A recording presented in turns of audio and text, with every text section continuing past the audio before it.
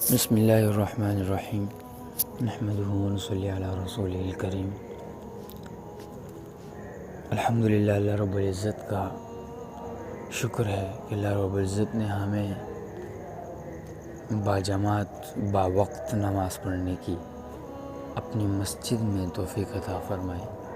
ہم اس کا اللہ رب العزت کا جتنا بھی شکریہ ادا کریں بہت کم ہے میرے بھائیوں، چونکہ اس وقت کچھ لوگ ایسے بھی ہوں گے کہ جن کو اللہ رب العزت نے توفیق نہیں دی اور در بدر کی ٹھوکریں کھا رہے، لیکن اللہ رب العزت نے ان سب سے ہمیں نکال کر کے اپنے گھر میں لایا۔ لیکن آج بات کرنے کا اور آپ حضرات کو کچھ وقت کے لیے روکنے کا مین بنیادی مسئلہ یہ ہے کہ آج شب بارات ہے۔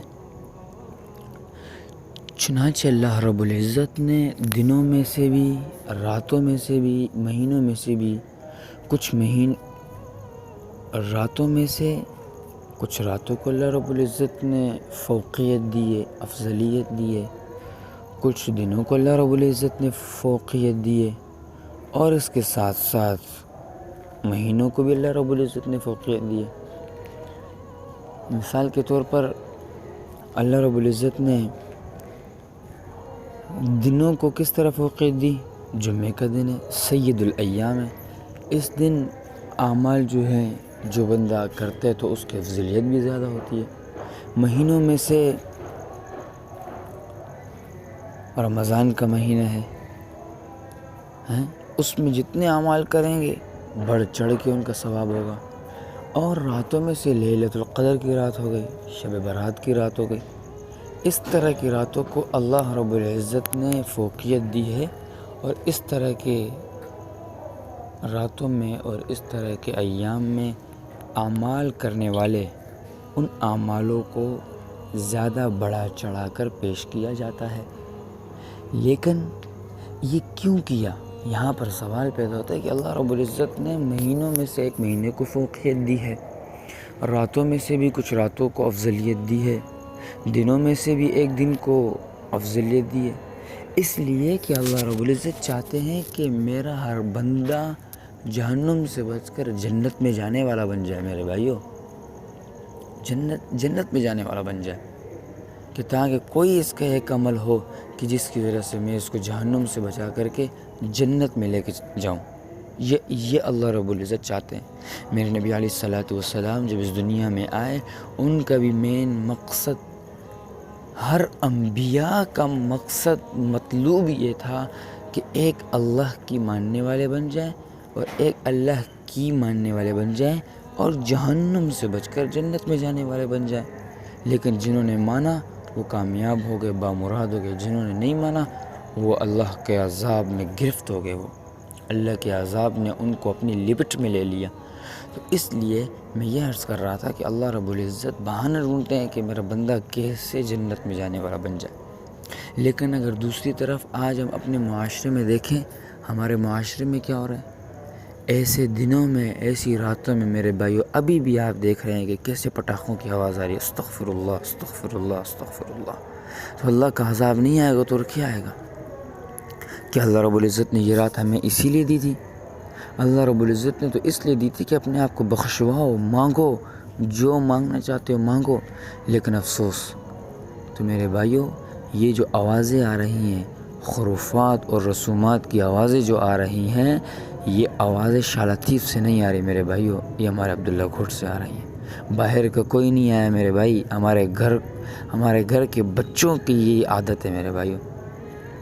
تو اب آپ بتائیں کہ اللہ رب العزت ہم سے نہیں پوچھیں گے؟ ہم سے سوال نہیں کریں گے میرے رب؟ کریں گے، بالکل کریں گے۔ اگر ملک کا کوئی مسئلہ ہوا تو ان کے بڑوں سے پوچھا جائے گا، وزیروں سے پوچھا جائے گا۔ علاقے کا مسئلہ ہوا تو علاقے کے بڑے سے پوچھا جائے گا میرے بھائیو۔ لیکن گھر کے مسئلے میں گھر کے سربراہ سے پوچھا جائے گا۔ باطل تو اتنی کوشش کریں، اللہ رب العزت نے قرآن میں کیا ارشاد فرمایا؟ وَإِذَا تُتْلَىٰ عَلَيْهِ آيَاتُنَا وَلَّىٰ مُسْتَكْبِرًا كَأَن لَّمْ يَسْمَعْهَا كَأَنَّ فِي أُذُنَيْهِ وَقْرًا فَبَشِّرْهُ بِعَذَابٍ أَلِيمٍ۔ باطل کتنی کوشش کر رہا ہے۔ اسی آیات کے شان نزول میں یہ بات لکھی ہے کہ ایک بہت بڑا کافر تھا جس کا نام تھا نضر بن حارث. یہ کیا کرتا، یہ رات کو کرائے پر یہ عورتوں کو لے کر آتا تھا اور ان کے ہاتھوں میں جو ہے جناب ڈول ڈبکے دے دیتا تھا، اور وہ رات کو پوری رات لگی رہتی تھی، اور یہ ان کی بڑی محفل لگی رہتی تھی، اور مزے کی کتابیں کہانیاں لے کر آتا تھا اور ان کو سناتا تھا. یہ ہنستے تھے پوری رات. جب اس سے پوچھا گیا کہ آپ اس طرح کیوں کرتے، تو اس نے کہا کہ ادھر صحابہ کرام قرآن پڑھتے ہیں اور ان کے قرآن میں ایسی تاثیر ہے کہ میں نہیں چاہتا ہوں کہ میرے کافر یہ دوست یہ وہاں جا کے مسلمان ہو جائے. یعنی صحابہ کرام کا ایمان ایسا مضبوط کہ جب وہ قرآن پڑھتے تھے تو اگلا دیکھ کر کے، اگلا سن کر کے فوراً ایمان نہیں آتا تھا. میرے بھائیو، آج ہم خود سوچیں کیا فارغوں کی آواز آ رہی ہے، کیا ہمیں اللہ رب العزت کے پاس نہیں جانا ہے؟ ہم اس پیغمبر، اس نبی علیہ السلام کو کیا منہ نہیں دکھانا ہے جس نے آخری وقت میں کہا امتی امتی امتی، میری امت کا کیا ہوگا یا رب؟ تو اب آپ خود سوچیں. تو اس لیے آج آخری بات کہہ کر کے یہ بات ختم کرتا ہوں کہ میرے بھائیو، ہم کیا اپنے گھر میں دین کو زندہ کرنا چاہتے ہیں؟ یعنی کون چاہتا ہے کہ ہمارے گھر میں دین زندہ ہو؟ ماشاءاللہ. اب دیکھیں، ایک چھوٹا سا حل بتاتا ہوں کہ اپنے گھر میں یہ کام شروع کریں تو انشاءاللہ آپ کا گھر 100%، 100 میں سے 101% انشاءاللہ آپ کا گھر ایک ایمان والا بن جائے گا، ایک اللہ کے احکامات پر عمل کرنے والا بن جائے گا. آپ کے گھر سے خوشبوئیں آئیں گی، لڑائی جھگڑے بند ہو جائیں گے. ایک عمل ہے کیا، جب بھی آپ اپنے گھر میں جائیں اپنے بچوں کو بٹھائیں، بولا بیٹا آج آپ نے کیا کیا، آج آپ نے کتنی نمازیں پڑھی، آج آپ کہاں گئے، آج آپ نے اسکول میں کیا کیا، آج آپ نے مدرسے میں کیا کیا، آج آپ نے کسی استاد کے ساتھ بدتمیزی تو نہیں کی. اگر ایسی کوئی شکایت ہے تو بچوں کو فوراً سختی سے تنبیہ کی جائے، گھر میں کوڑا لٹکایا جائے کہ جس سے بچوں پر رعب داب ہو. تو اس لیے ہم کوشش کریں، ہم روزانہ بچوں کو واقعات سنائیں، حدیثیں سنائیں، اور یہ جناب یہ کہ اچھی باتیں ان کو بتائیں، ان سے ایک چیز کا حساب لیں کہ تاکہ بچے ایکٹیو رہیں. جب آپ کے بچے ایکٹیو رہیں گے، ہوشیار رہیں گے، تو ان کو پتہ ہوگا کہ بھائی ہم سے سوال ہونا ہے. جب ان کو پتہ ہوگا بھائی ہمارا والد ہم سے سوال کرے گا، تو ان کو اس چیز کی فکر ہوگی کہ قیامت کے دن ہمیں اللہ کو بھی جواب دینا ہے. تو آج دیکھیں ہمارے گھر میں ہمارا والد ساتھ بیٹھا ہے، بھائی ساتھ بیٹھے ہیں، نوجوان بہنیں ساتھ بیٹھی ہیں، چھوٹی بیٹیاں بہنیں ساتھ بیٹھی ہیں، ماں ساتھ بیٹھی ہے، اسکرین لگی ہوئی ہے. کیا اس میں نہیں آتا ہے یار؟ آپ خود سوچیں. تو کیا اسی وجہ سے تو ہمارے گھروں میں لڑائی جھگڑی ہیں. میرے بھائیو، آج ایک موبائل نے آج ہمارے محبتوں کو توڑ دیے. انگریز کی چال تو دیکھو یار، کہ آج ماں کی محبت اپنے بچوں سے کم ہو چکی ہے. ہماری اپنی آنکھوں سے دیکھا گیا واقعہ بھی ہے کہ آج ایک موبائل کی وجہ سے اپنی ماں کی محبت اپنے بچوں سے کم ہو چکی ہے. وہی ماں تھی، بچہ پہلے مدرسے سے آتا تھا، اسکول سے آتا تھا، ماں سب سے پہلے اس کو چومتی تھی، ماں سب سے پہلے اس کا یونیفارم اترواتی تھی، سب سے پہلے کھانا پیش کرتی تھی، سب سے پہلے اس کے لیے نہانے کا پانی گرم کرتی تھی. اللہ اکبر. آج کیا ہو گیا؟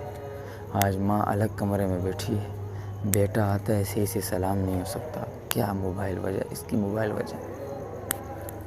آج بیٹا آتا ہے، اس سے کسی چیز کا پوچھا نہیں جاتا ہے، ایک موبائل کی وجہ. اگر کوئی حق کی بات کی جائے تو پھر شرمندگی بھی ہوتی ہے. تو اس لیے آپ کوشش کریں.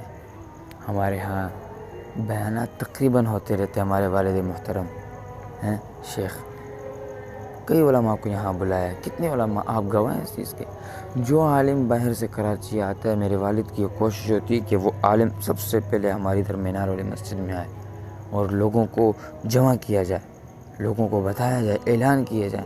کیا پتہ کوئی ایک ایسی کوئی چھوٹی سی بات کسی کے دل کو لگ جائے اور اس کا ایمان بدل جائے اور یہ ہے کہ اس کے یقین بدل جائے، اللہ پر یقین اس کا آ جائے، یہی کوشش ہوتی ہے ہماری۔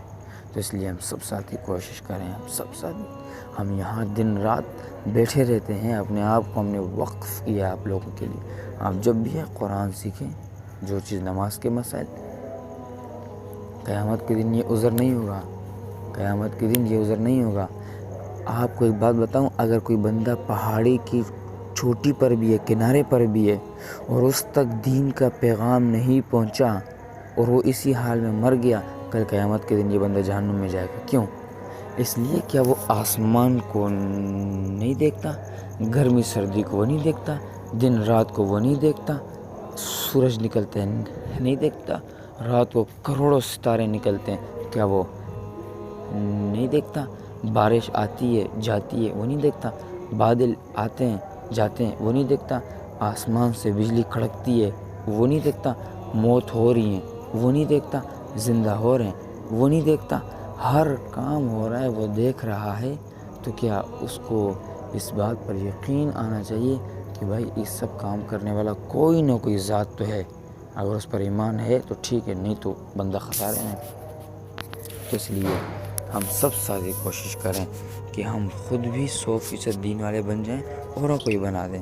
ہم آتے رہتے ہیں گلی سے، آپ دیکھیں چوک چوراہوں پر کتنے ہمارے بھائی بیٹھے ہوتے ہیں، موبائل پکڑے ہوئے ہیں، اذانوں کی آوازیں گونجتی ہیں، ان کے کانوں کے پردوں سے ٹکراتی ہیں، لیکن توفیق نہیں ہوتی میرے بھائیوں۔ اگر ہم آتے آتے جاتے جاتے ایک بندہ بھی کہتے بھائی نماز کا ٹائم ہے، بھائی نماز کا ٹائم ہے، بھائی اذان ہو چکی ہے، بھائی اللہ رب العزت کا بلاوا آ چکا ہے، تو ان کو بھی احساس ہوگا چل یار نماز پڑھتے کتنے لوگوں نے بول دیے ہیں۔